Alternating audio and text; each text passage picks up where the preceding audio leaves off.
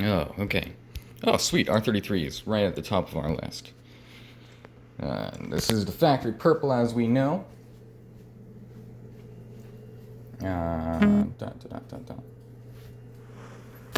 Yeah, feel free to keep asking questions because I can answer them while I'm recording. Let me turn up my volume for you. That way you can hear this beautiful engine.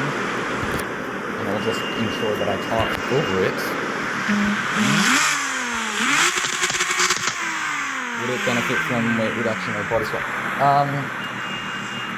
Yes and no. So, the weight of GTRs is beneficial but unbeneficial under certain circumstances.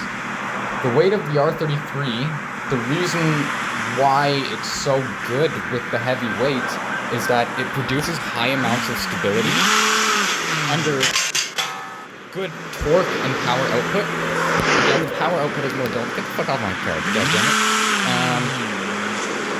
The power output is more dull. So we're in the 300 full horsepower right now, so I have it revving out to 8,000. And I have gears in it. I believe I have gears in it. Yes, I do. So, I'm sure you already just saw, like, a wow, my R32 does not, bog down like that, because that's the rotational weight.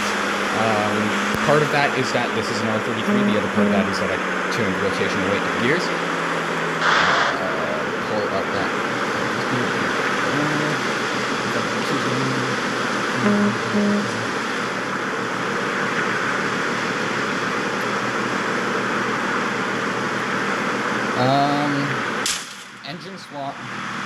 Engine swap is solid. The RB26 is a great motor. I only really engine swap when I need to adjust to the RPM gauges in itself.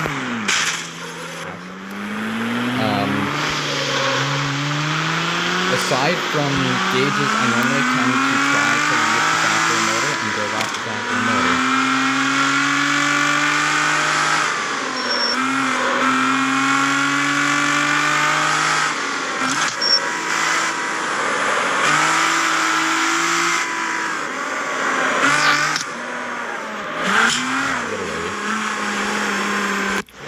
Take this somewhere that's going to actually give a proper, like the track, do a bit of a lap on the track. This might end up being like 15-20 minute video maybe.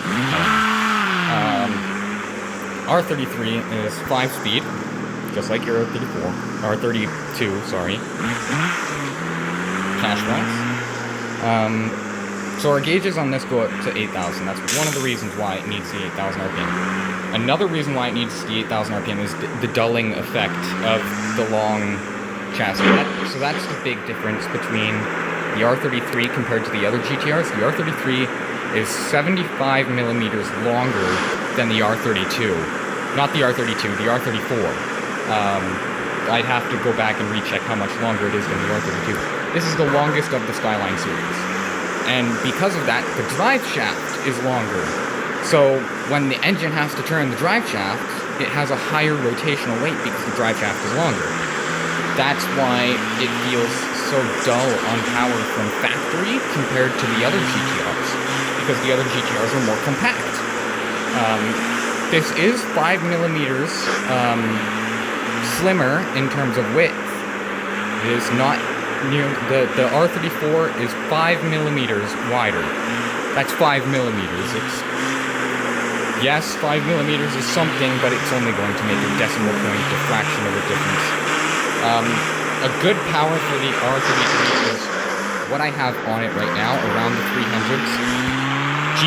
The R33 GTR does really good with anywhere from 300 to 450 horsepower. Like, that is perfect ratios for the R33 in specific.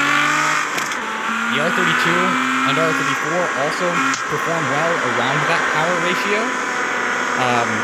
Now the R33 can go up to 600, whereas if you were to build an R32, you would feel around the same power to the ground feeling at 500 to 550 in an R32 as you would with an R33 that's at 600.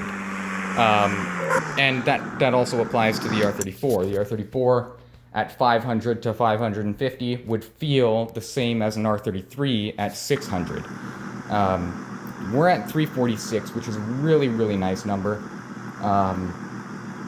400 is a nice suit.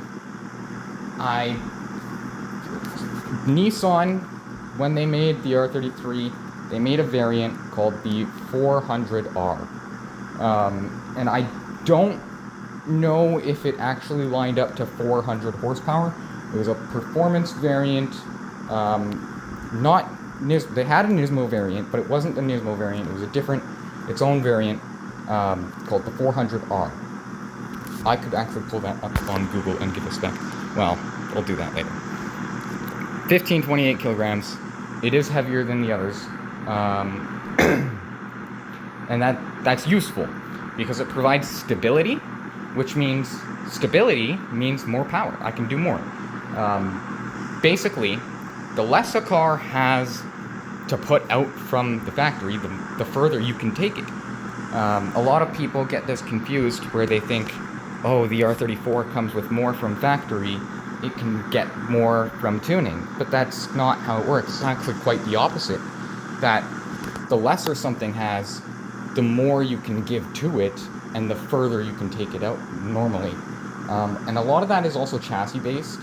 So depending on the dimensions of the body of the vehicle and the chassis framing of the vehicle underneath, and the suspension layout, the wheelbase, where the tires make contact and how far apart the tires are from each other. That's all vastly important. Now, with this, what we have done, RPMs. That's all I have done. That's all I have done. Well, I've increased my turbine pressure to 0.69 from 0.64, but, that's 10 horsepower is what I got from that. So just with the racing parts, you would be put to 336 I didn't want to move that, goddammit. You get put to 336 without the adjusters. Transmission, I do have gears in here.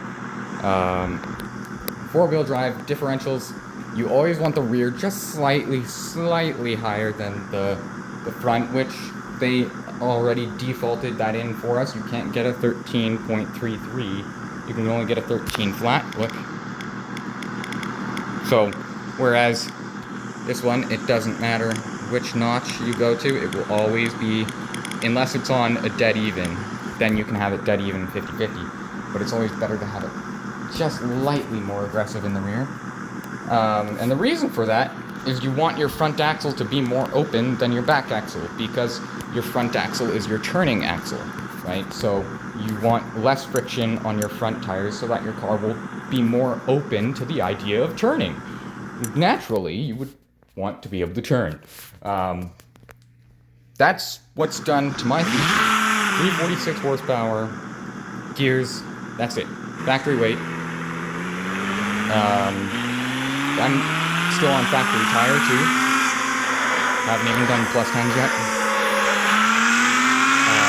And it's a great car. Absolutely great car. It handles and drives very similar to the 3-tier, but it's definitely far more stable.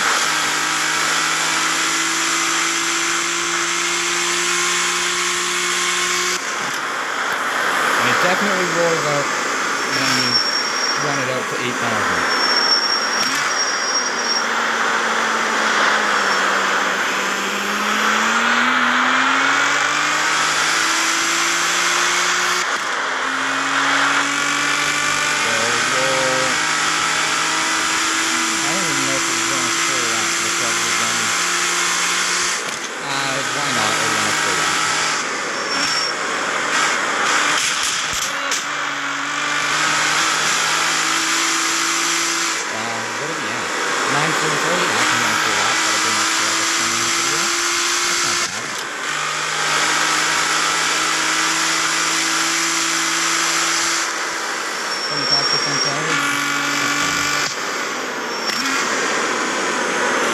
another thing, because it has so much higher stability than the others, guess what? The tires also last longer.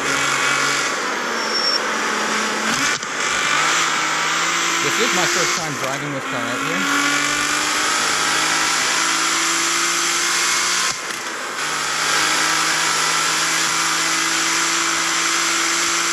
And I am hoping that we don't get a sticky sword. My thumb is sweating a little bit. My thumb is heating up every time. Hopefully we'll get this happen without... Oh! Understood. That's one of the things about the GTR. This is why it's such a bitch to balance. They have such a heavy front end that the back end is very unbalanced. And with the R33, you can see it's actually got a nice big bubbly back end. I'm speculating on this, but I believe that it has a heavier back end than the other GTRs. The R35 might be heavier in the back than this, but the R35 is not a part of the Skyline series.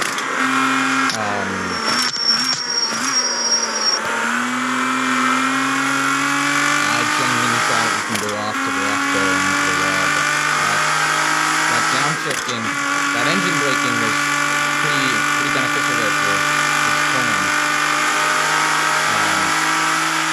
It'll get up and go, but it definitely still feels sloppy. Like, again, this is 346 horsepower, and it's probably feeling quite similar to what your R32 would put down. And that's just, again, the rotational weight and the dimensions of the vehicle in itself. But I have it revving out to 8,000, and I have it as balanced as you can with the pieces that are on. I could balance it far more. Do I want to? No, because it rides just fine with everything. It's not perfectly balanced, but it's balanced enough to pass the check, right? So, I don't mind. I don't like going crazy with cars like this, because from factory, they come as nice performance cars. So I don't really... When it comes to building a car for performance, I'd rather build something from the ground up that wasn't made for performance, and build it scratch myself and know every aspect about it and how it's going to perform, rather than building something that's already a performance car and having to deal with the aspects that it already has. Because there's a difference there. Like, the Mini, we built that. We know exactly what that car is.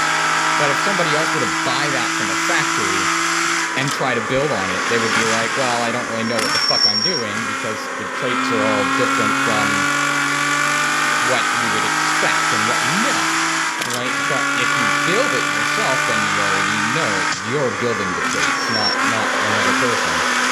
That was damn bad my error, but shit, we held together and didn't go too well. You'll notice with the GTRs, Skylines, most four-wheel drives actually will have this effect, this understeer effect when entering a corner. That's just the friction from power going to the front axle, no different than a front-wheel drive, except it's lesser with a four-wheel drive because there's friction going to both axles rather than just the front. Right there, you can see it. You can hear the tires squealing in the front too. We're coming into nighttime.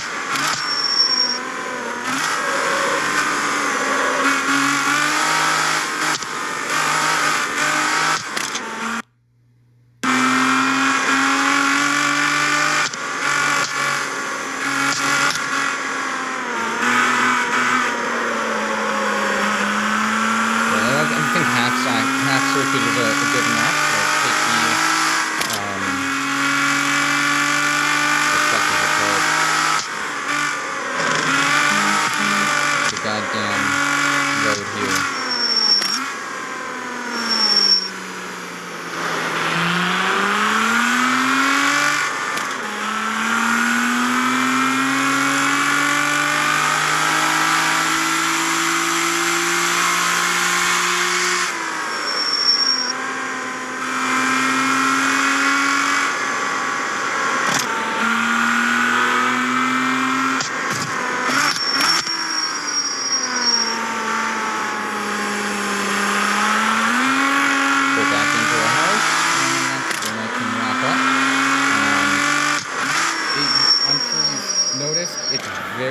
similar to the 3.2. It really is. It's just a bit bigger, it's a bit heavier, has higher rotational weight, but it also has a higher stability rating, and it can also be pushed further in terms of power. If you were to build these all individually in terms of R32, R33, R34, the R32 would do best around 450 to 500 horsepower.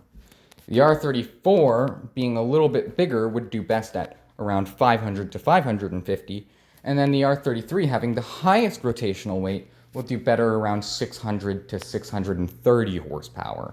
And the reason why 630 and not 50 is because 650 starts to get to a little bit high on the power for rotational weight, because it's not like the rotational weight is insane or anything, it's just a little bit more than what it is in the other generations. So that's all you're adding to, is just a little bit more than what you would want in the prior generations. And the reason why the gap between 3.2 and 3.4 is big is because the 3.2 is far, far smaller, and has far less rotational weight, and that's why the gap for the 3.2 can go up to 100 horsepower gap, whereas the 3.3 will only go max of an 80 horsepower gap. There's a small difference there, right? But in terms of drag racing, the R32 is the most deadly of them all, but it's also the hardest to control as a driver, and it's also the hardest to maintain. So another thing is, real world speaking, the more compact a vehicle is, the harder it is to maintain, because the more moving pieces you have in one tight area. And not only that, it's a damage over time thing too, right? Because with everything compact, everything's all tight together and has to be moving in a specific way, otherwise it will not function properly. And the more stress you add to that small space, there's only so much it can handle, right? Mass has limits, and so higher mass can have higher limits. Under certain circumstances, naturally materials matter. The R33 is by far the highest potentials out of the Skyline series, but from the factory, it comes with the least performance out of factory. So if you're wanting something to be, a GTR that's super insane, you want to go crazy and build the wildest GTR possible, the R33 is the one to go for because it can handle the most. Now, if you're wanting something to just keep as a nice sports car, they can all do that, but the R33 is the one that needs the most work to drive as just a regular GTR performance sports car. So, that's the basis of that.